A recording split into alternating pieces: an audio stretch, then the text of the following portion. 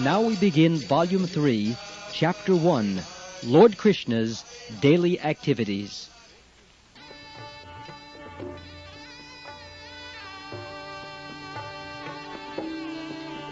From the Vedic mantras, we learn that the Supreme Personality of Godhead has nothing to do. Natasya karyam karanam cha vidyate. But if the Supreme Lord has nothing to do, how can we speak of the activities of the Supreme Lord? From the previous chapter, it is clear that no one can act the way Lord Krishna does. We should clearly note this fact. The activities of the Lord should be followed, but they cannot be imitated. For example, Krishna's ideal life as a householder can be followed, but if one wants to imitate Krishna by expanding into many forms, that is not possible. We should always remember, therefore, that Lord Krishna, although playing the part of a human being, simultaneously maintains the position of the Supreme Personality of Godhead. We can follow Lord Krishna's dealing with his wives as an ordinary human being, but his dealing with more than 16,000 wives at one time cannot be imitated. The conclusion is that to become ideal householders, we should follow in the footsteps of Lord Krishna as he displayed his daily activities, but we cannot imitate him at any stage of our life.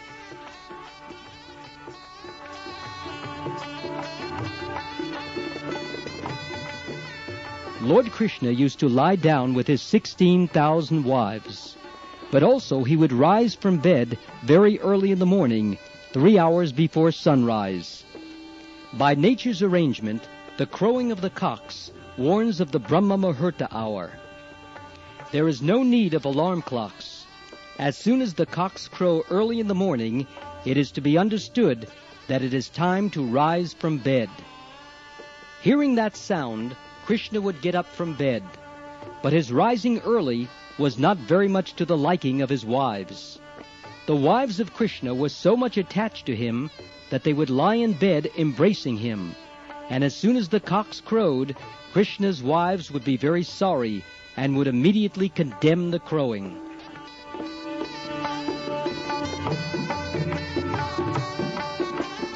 In the garden within the compound of each palace, there were parijat flowers. Parijat is not an artificial flower. We remember that Krishna brought the parijat trees from heaven and implanted them in all his palaces. Early in the morning, a mild breeze would carry the aroma of the parijat flower, and Krishna would smell it just after rising from bed. Due to this aroma, the honeybees would begin their humming vibration, and the birds also would begin their sweet chirping sounds. Altogether, it would sound like the singing of professional chanters engaged in offering prayers to Krishna. Although Srimati Rukmini Devi, the first queen of Lord Krishna, knew that Brahma Muhurta is the most auspicious time in the entire day, she would feel disgusted at the appearance of Brahma Muhurta, because she was not very happy to have Krishna leave her side in bed. Despite Srimati Rukmini Devi's disgust, Lord Krishna would immediately get up from bed, exactly on the appearance of Brahma Muhurta. An ideal householder should learn from the behavior of Lord Krishna how to rise early in the morning, however comfortably he may be lying in bed, embraced by his wife.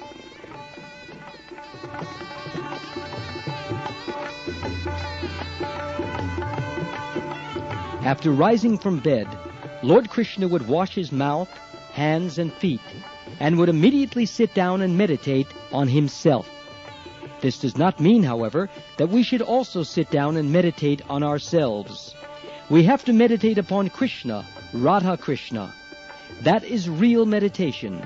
Krishna is Krishna himself. Therefore, he was teaching us that Brahma Muhurta should be utilized for meditation on Radha Krishna. By such meditation, Krishna would feel very much satisfied, and similarly, we will also feel transcendently pleased and satisfied if we utilize the Brahma Muhurta period to meditate on Radha Krishna, And if we think of how Sri Rukmini Devi and Krishna acted as ideal householders to teach the whole human society to rise early in the morning and immediately engage in Krishna consciousness, there is no difference between meditating on the eternal forms of Radha Krishna and chanting the Maha Mantra Hare Krishna. As for Krishna's meditation, he had no alternative but to meditate on himself.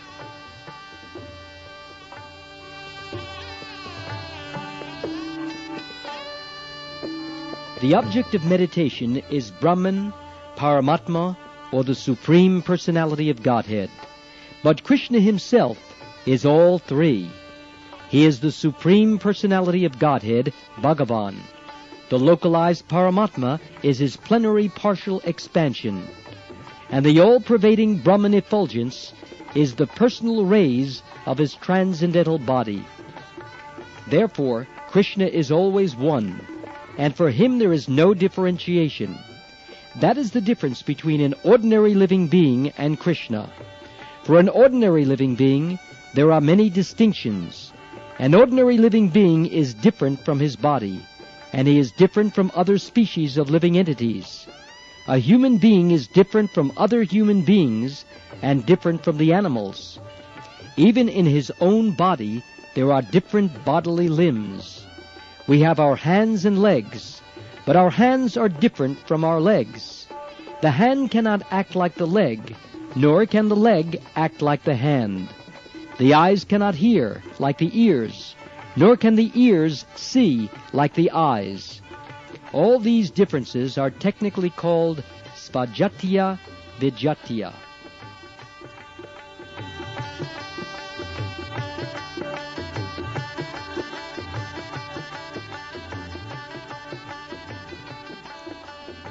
The bodily limitation, whereby one part of the body cannot act as another part, is totally absent from the Supreme Personality of Godhead. There is no difference between his body and himself. He is completely spiritual, and therefore there is no material difference between his body and his soul. Similarly, he is not different from his millions of incarnations and plenary expansions. Baladev is the first expansion of Krishna, and from Baladev expand Sankarshan, Vasudev, Pradyumna, and Aniruddha. From Sankarshan there is again an expansion of Narayan, and from Narayan there is a second quadruple expansion of Sankarshan, Vasudev, Pradyumna, and Aniruddha. Similarly, there are innumerable expansions of Krishna, but all of them are one. Krishna has many incarnations, such as Lord Nrsimha, Lord Boar, Lord Fish, and Lord Tortoise. But there is no difference between Krishna's original two-handed form, like that of a human being, and these incarnations of gigantic animal forms. Nor is there any difference between the action of one part of his body and that of another. His hands can act as his legs, his eyes can act as his ears, or his nose can act as another part of his body. Krishna's smelling and eating and hearing are all the same.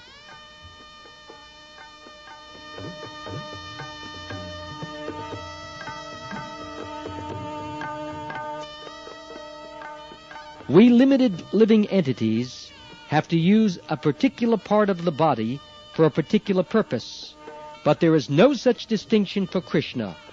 In the Brahma Samhita, it is said, Angani yasya sakalendriya vritti. He can perform the activities of one limb with any other limb. So by analytical study of Krishna and his person, it is concluded that he is the complete whole. When he meditates, therefore, he meditates on himself. Self-meditation by ordinary men, designated in Sanskrit as soham, is simply imitation. Krishna may meditate on himself because he is the complete whole, but we cannot imitate him and meditate on ourselves. Our body is a designation.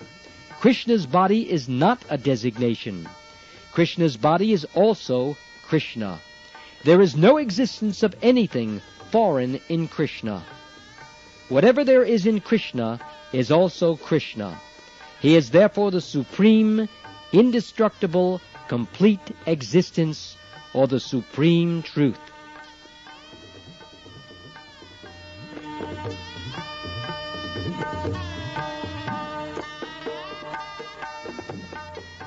Krishna's existence is not relative existence. Everything else but Krishna is a relative truth.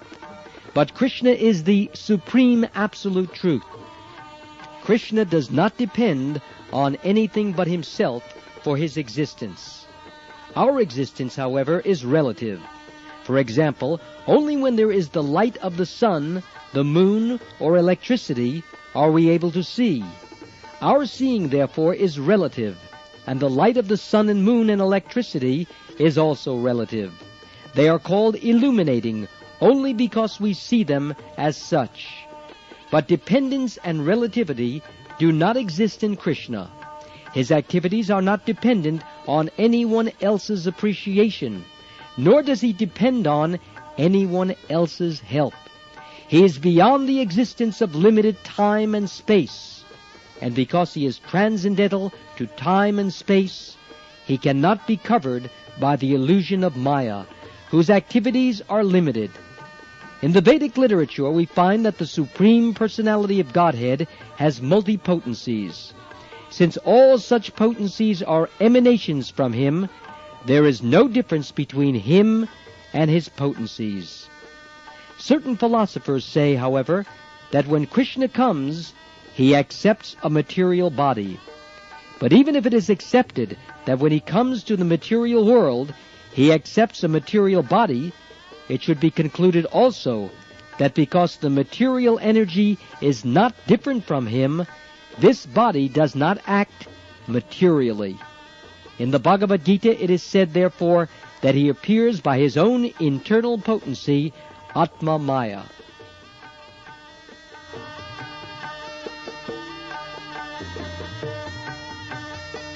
Krishna is called the Supreme Brahman because he is the cause of creation, the cause of maintenance, and the cause of dissolution. Lord Brahma, Lord Vishnu, and Lord Shiva are different expansions of these material qualities. All these material qualities can act upon the conditioned souls, but there is no such action and reaction upon Krishna, because these qualities are simultaneously one with and different from him. Krishna himself is simply Satchidananda Vigraha, the eternal form of bliss and knowledge, and because of his inconceivable greatness, he is called the Supreme Brahman.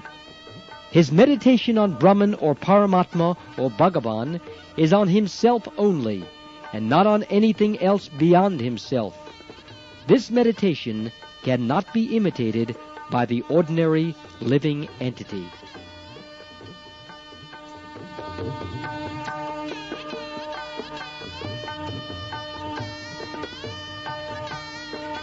After his meditation, the Lord would regularly bathe early in the morning with clear, sanctified water. Then he would change into fresh clothing, cover himself with a wrapper, and then engage himself in his daily religious functions. Out of his many religious duties, the first was to offer oblations into the sacrificial fire and silently chant the Gayatri mantra. Lord Krishna, as the ideal householder, executed all the religious functions of the householder without deviation. When the sunrise became visible, the Lord would offer specific prayers to the sun god.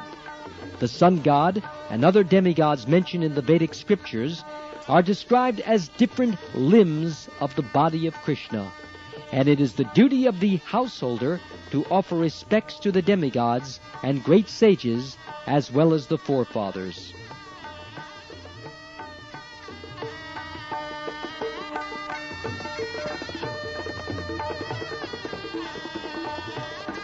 As it is said in the Bhagavad Gita, the Lord has no specific duty to perform in this world, and yet he acts just like an ordinary man, living an ideal life within this material world. In accordance with Vedic ritualistic principles, the Lord would offer respects to the demigods.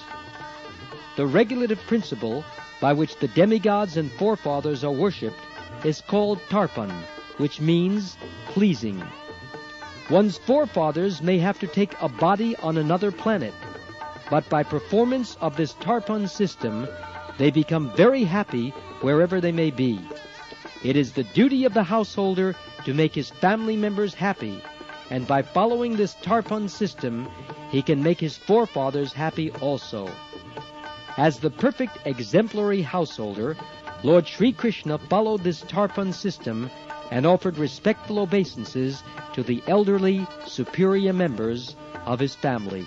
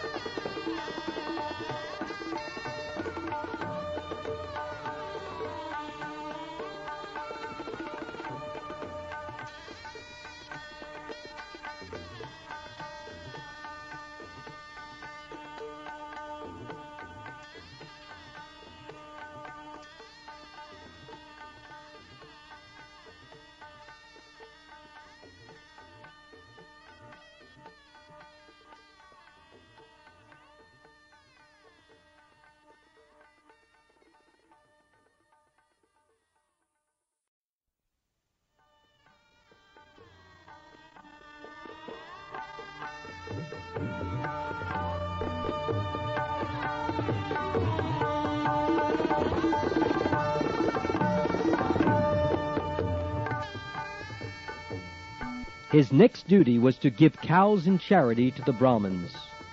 Lord Krishna used to give as many as 13,084 cows. Each of them was decorated with a silken cover and pearl necklace. Their horns were covered with gold plating, and their hooves were silver-plated. All of them were full of milk, due to having their firstborn calves with them, and they were very tame and peaceful. When the cows were given in charity to the Brahmins also were given nice silken garments, and each was given a deerskin and sufficient quantity of sesame grains. The Lord is generally known as Go Brahman Hitaya Cha, which means that his first duty is to see to the welfare of the cows and Brahmins. Thus he used to give cows in charity to the Brahmins with opulent decorations and paraphernalia. Then, wishing for the welfare of all living entities, he would touch auspicious articles such as milk, honey, ghee or clarified butter, gold, jewels, and fire. Although the Lord is by nature very beautiful, due to the perfect figure of his transcendental body, he would dress himself in yellow garments and put on his necklace of Kaustuba jewels. He would wear flower garlands, smear his body with the pulp of sandalwood, and decorate himself with similar cosmetics and ornaments. It is said that the ornaments themselves became beautiful upon being placed on the transcendental body of the Lord. After decorating himself in this way, the Lord would then look at marble statues of the cow and calf, and visit temples of god or demigods, like Lord Shiva. There were many Brahmins who would come daily to see the Supreme Lord before taking their breakfast. They were anxious to see him, and he welcomed them.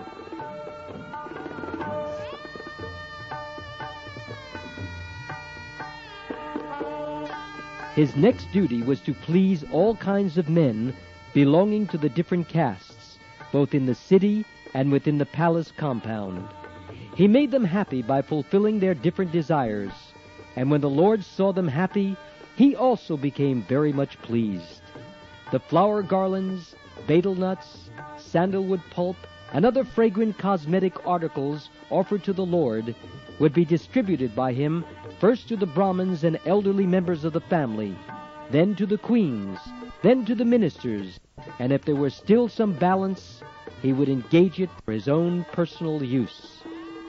By the time the Lord finished all these daily duties and activities, his charioteer, Darup, would come with his wonderful chariot, stand before the Lord with folded hands, intimating that the chariot was ready, and the Lord would come out of the palace to travel.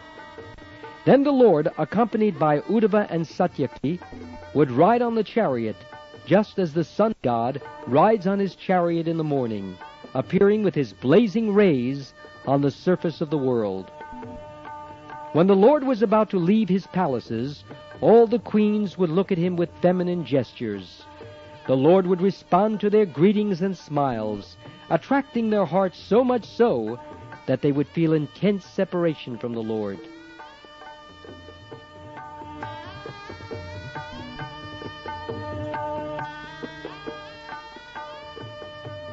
Then the Lord would go to the assembly house, known as Sudharma. It may be remembered that the Sudharma assembly house was taken away from the heavenly planet and re-established in the city of Dwarka. The specific significance of the assembly house was that anyone who entered it would be freed from the 6 kinds of material pangs, namely hunger, thirst, lamentation, illusion, old age, and death. These are the webs of material existence, and as long as one remained in that assembly house of Sudharma, he would not be infected by these 6 material webs. The Lord would say goodbye in all the 16,000 palaces, and again he would become one and enter the Sudharma assembly house in procession with other members of the Yadu dynasty. After entering the assembly house, he used to sit on the exalted royal throne and would be seen to emanate glaring rays of transcendental effulgence.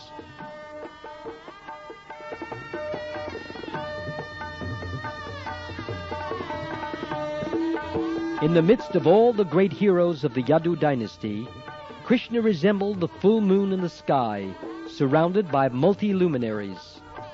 In the assembly house were professional jokers, dancers, musicians, and ballet girls, and as soon as the Lord sat on his throne, they would begin their respective functions to please the Lord and put him in a happy mood.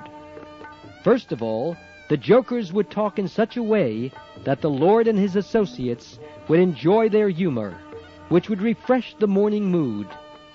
The dramatic actors would then play their parts, and the dancing ballet girls would separately display their artistic movements.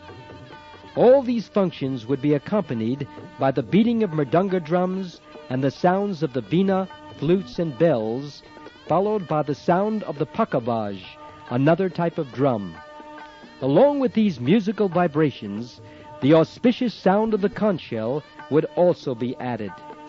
The professional singers, called sutas and magadas, would sing, and others would perform their dancing art. In this way, as devotees, they would offer respectful prayers to the Supreme Personality of Godhead. Sometimes the learned Brahmins present in that assembly would chant Vedic hymns and explain them to the audience to the best of their knowledge. And sometimes some of them would recite old historical accounts of the activities of prominent kings. The Lord, accompanied by his associates, would be very much pleased to hear them.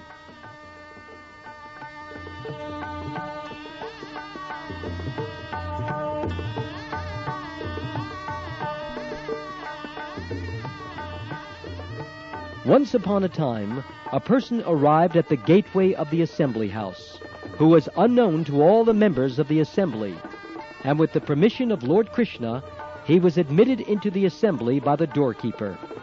The doorkeeper was ordered to present him before the Lord, and the man appeared and offered his respectful obeisances unto the Lord with folded hands. It had happened that when King Jarasandha conquered all the other kingdoms, many kings did not bow their heads before Jarasandha, and consequently all of them, numbering 20,000, were arrested and made his prisoners. The man brought before Lord Krishna by the doorkeeper was a representative messenger from all these imprisoned kings. Being duly presented before the Lord, the man began to explain the actual situation as follows.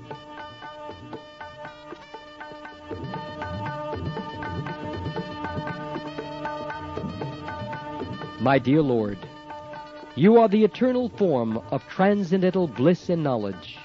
As such, you are beyond the reach of the mental speculation or vocal description of any materialistic man within this world. A slight portion of your glories can be known by persons fully surrendered unto your lotus feet, and by your grace only such persons become freed from all material anxieties. My dear Lord, I am not one of these surrendered souls. I am still within the duality and illusion of this material existence. I have therefore come to take shelter of your lotus feet, for I am afraid of the cycle of birth and death. My dear Lord, I think that there are many living entities like me who are eternally entangled in fruitive activities and their reactions. They are never inclined to follow your instructions by performance of devotional service, although it is pleasing to the heart and most auspicious for one's existence. On the contrary, they are against the path of Krishna-conscious life, and they are wandering within the three worlds, impelled by the illusory energy of material existence.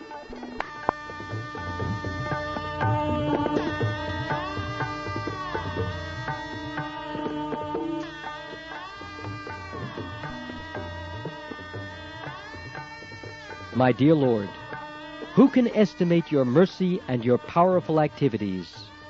You are present always as the insurmountable force of eternal time, baffling the indefatigable desires of the materialists, who are thus repeatedly confused and frustrated.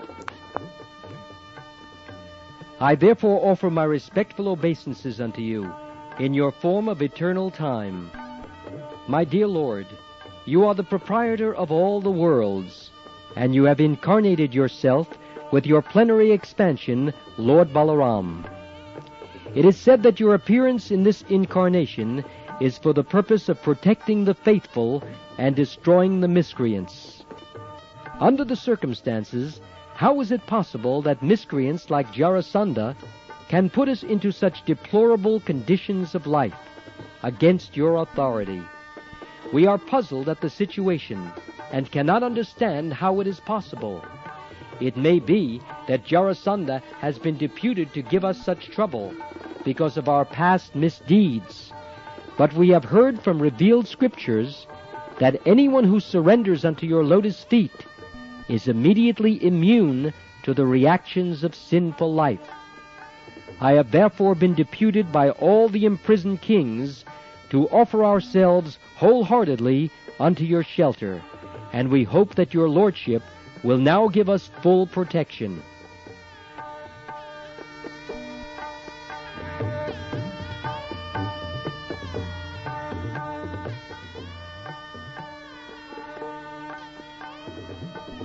We have now come to the real conclusion of our lives.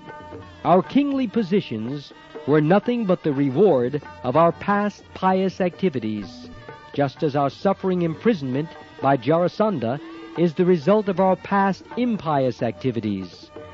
We realize now that the reactions of both pious and impious activities are temporary, and that we can never be happy in this conditioned life. The material body is awarded to us by the modes of material nature, and on account of this, we are full of anxieties. The material condition of life simply involves bearing the burden of this dead body.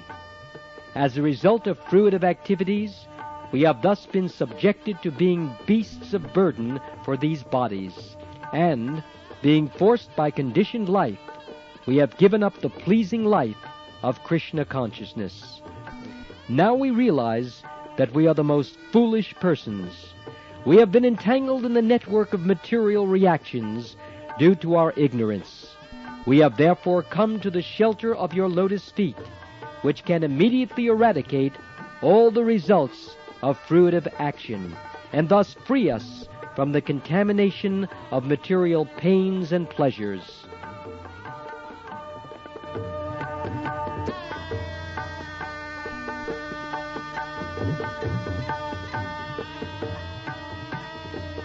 Dear Lord, because we are now surrendered souls at your lotus feet, you can give us relief from the entrapment of fruitive action, made possible by the form of Jarasandha. Dear Lord, it is known to you that Jarasandha possesses the power of 10,000 elephants, and with this power he has imprisoned us, just as a lion hypnotizes a flock of sheep. My dear Lord, you have already fought with Jarasandha 18 times consecutively, out of which you have defeated him 17 times by surpassing his extraordinarily powerful position. But in your 18th fight, you exhibited your human behavior, and thus it appeared that you were defeated. My dear Lord, we know very well that Jarasandha cannot defeat you at any time, for your power, strength, resources, and authority are all unlimited. No one can equal you or surpass you. The appearance of defeat by Jarasandha in the 18th engagement was nothing but an exhibition of human behavior. Unfortunately, foolish Jarasandha could not understand your tricks, and he has since then become puffed up over his material power and prestige. Specifically, he has arrested and imprisoned us, knowing fully that as your devotees, we are subordinate to your sovereignty.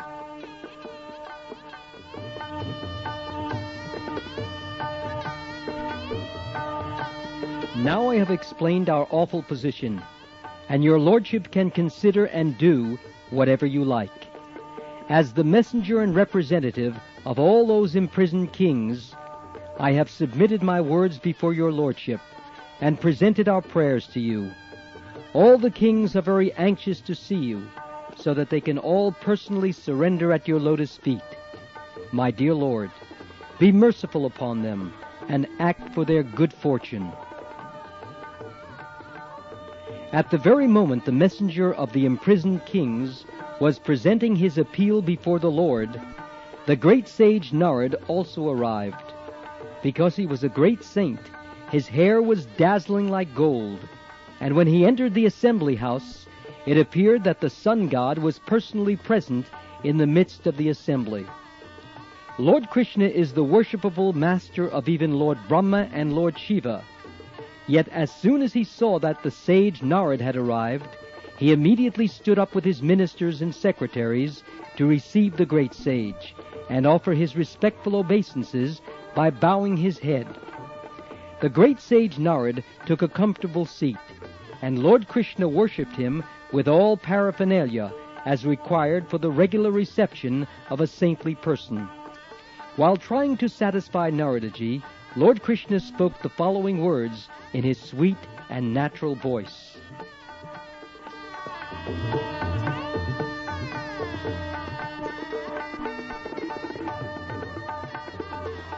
My dear great sage among the demigods, I think that now everything is well within the three worlds. You are perfectly eligible to travel everywhere in space in the upper, middle, and lower planetary systems of this universe. Fortunately, when we meet you, we can very easily take information from your holiness of all the news of the three worlds. For within this cosmic manifestation of the Supreme Lord, there is nothing concealed from your knowledge. You know everything, and so I wish to question you. Are the Pandavas doing well? And what is the present plan of King Yudhishthira? Will you kindly let me know what they want to do at present? The great sage Narad spoke as follows. My dear Lord, you have spoken about the cosmic manifestation created by the Supreme Lord. but I know that you are the all-pervading Creator. Your energies are so extensive and inconceivable that even powerful personalities like Brahma, the Lord of this particular universe, cannot measure your inconceivable power.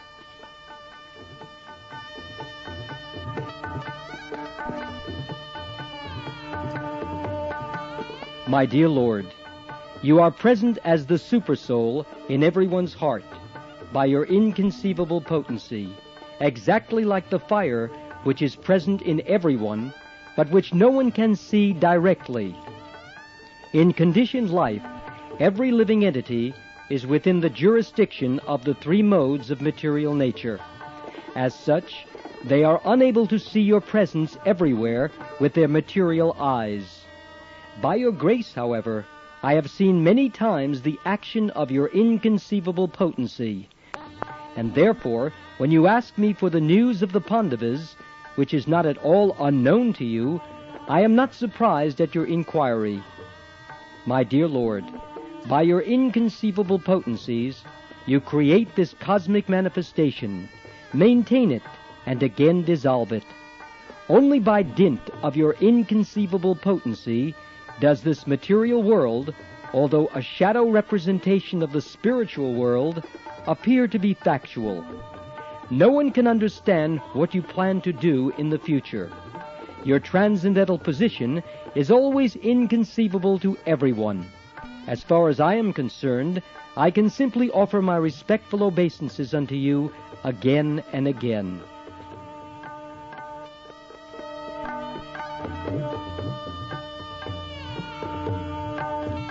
In the bodily concept of knowledge, everyone is driven by material desires, and thus everyone develops new material bodies, one after another, in the cycle of birth and death.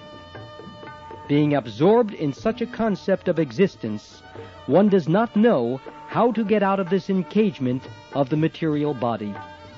By your causeless mercy, my Lord, you descend to exhibit your various transcendental pastimes, which are illuminating and full of glory. Therefore, I have no alternative but to offer my respectful obeisances unto you. My dear Lord, you are the supreme Param Brahman, and your pastimes as an ordinary human are another tactical resource, exactly like a play on the stage in which the actor plays parts different from his own identity. You have inquired about your cousins, the Pandavas, in the role of their well-wisher, and therefore I shall let you know about their intentions. Now please hear me. First I may inform you that King Yudhishthira has all material opulences which are possible to achieve in the highest planetary system, Brahmaloka. He has no material opulence for which to aspire, and yet he wants to perform Rajasuya sacrifices, only to get your association and please you.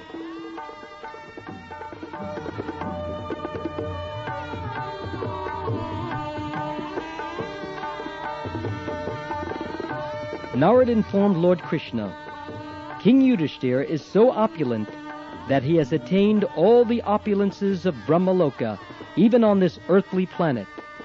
He is fully satisfied, and he does not need anything more. He is full in everything, but now he wants to worship you to achieve your causeless mercy, and I beg to request you to fulfill his desires. My dear Lord, in these great sacrificial performances by King Yudhishthira, there will be an assembly of all the demigods and all the famous kings of the world. My dear Lord, you are the supreme Brahman, the personality of Godhead, one who engages himself in your devotional service by the prescribed methods of hearing, chanting, and remembering, certainly becomes purified from the contamination of the modes of material nature, and what to speak of those who have the opportunity to see you and touch you directly. My dear Lord, you are the symbol of everything auspicious. Your transcendental name and fame have spread all over the universe, including the higher, middle, and lower planetary systems. The transcendental water which washes your lotus feet is known in the higher planetary system as Mandakini, in the lower planetary system as Bhogavati, and in this earthly planetary system as the Ganges. This sacred transcendental water flows throughout the entire universe, purifying wherever it flows.